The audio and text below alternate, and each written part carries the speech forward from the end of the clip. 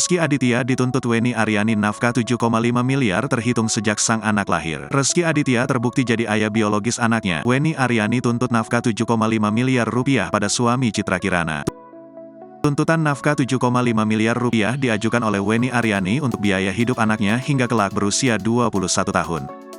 Setelah putrinya, Naira Kaemita Sasmita atau Keke dinyatakan sebagai anak kandung Rezky Aditya, kini Wenny Aryani mulai mengajukan tuntutan nafkah.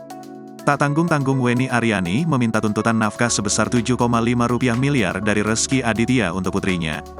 Hal itu disampaikan kuasa hukum Wenny Aryani, Ferry Aswan, kliennya meminta nafkah sebesar 7,5 M. Adapun nafkah yang diminta Wenny pada Rezky meliputi biaya hidup, pendidikan, hingga kesehatan.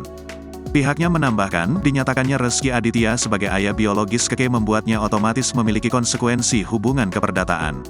Dalam kesempatan yang sama, Wenny Aryani melalui kuasa hukumnya, Ferry Aswan mengaku akan kembali menuntut Rezky Aditya dengan penelantaran anak.